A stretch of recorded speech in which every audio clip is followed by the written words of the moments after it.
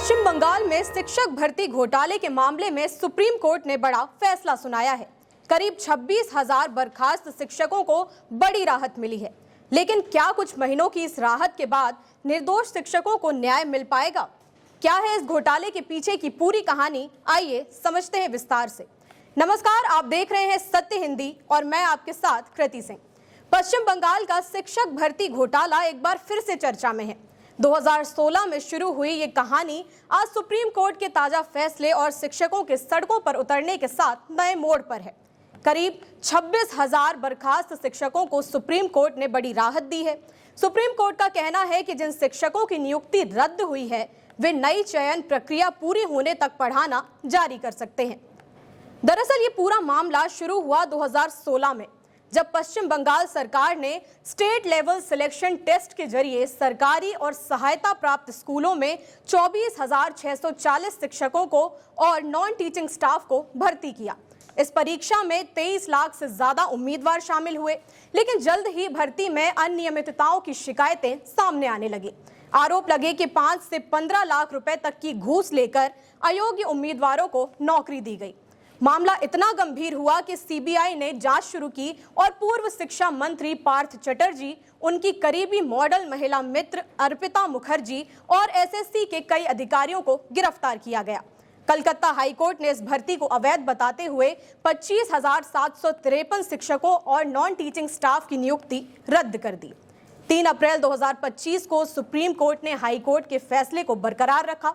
Supreme court के फैसले के बाद बर्खास्त शिक्षकों और नॉन टीचिंग स्टाफ का गुस्सा सड़कों पर फूट पड़ा।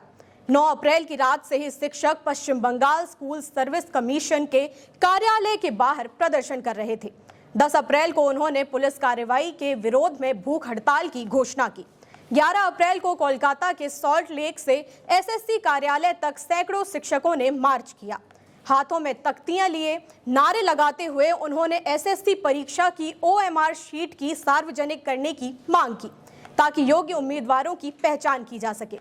प्रदर्शनकारी शिक्षकों का कहना है कि निर्दोष लोगों को इस घोटाले की सजा नहीं मिलनी चाहिए। लेकिन गुरुवार को एक नया फैसला सुनाया गया।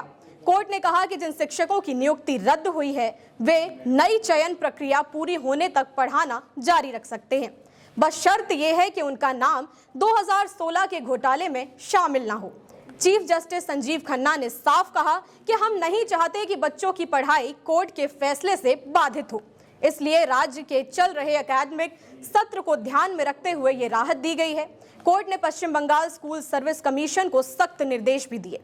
इस मामले में राजनीतिक रंग भी जमकर दिखाई दिया। लोकसभा में विपक्ष के नेता राहुल गांधी ने 8 अप्रैल को राष्ट्रपति द्रौपदी मुर्मू को पत्र लिखा। उन्होंने कहा कि राष्ट्रपति खुद एक शिक्षक रही हैं। 25,753 लोगों में कई निर्दोष हैं जिनका इस घोटाले से कोई लेना देना नहीं है। उनकी बर्खास्तगी से शिक्षा प्रणाली और उनके परिवारों पर बुरा असर पड़ेगा। वहीं पश्चिम बंगाल विधानसभा में विपक्ष के नेता शुभेंदु अधिकारी और बीजेपी अध्यक्ष सुकांत मजूमदार ने मुख्यमंत्री ममता बनर्जी को निशाने पर लिया। मजूमदार ने कहा कि ममता बनर्जी के शासन में शिक्षित युवाओं की योग्यता को पैसे के बदले बेचा गया है। इस भ्रष्टाचार की पूरी जिम्मेदारी उनकी ही है।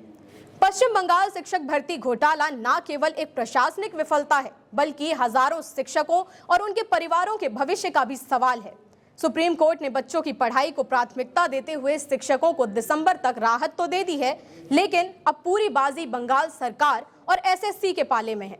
पर सवाल तो ये है कि क्या बंगाल सरकार समय सीमा का पालन करके घोटाले की सफाई पेश कर पाएगी? और जिन शिक्षकों की कोई गलती ही नहीं है, क्या उन्हें और उनके परिवार को न्याय मिल पाएगा?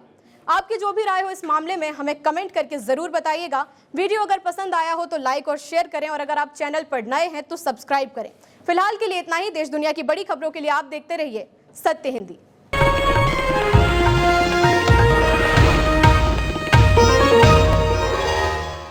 Copyright disclaimer under Section 107 of the Copyright Act 1976. Allowance is made for fair use for purposes such as criticism, comment, news reporting, scholarship, and research.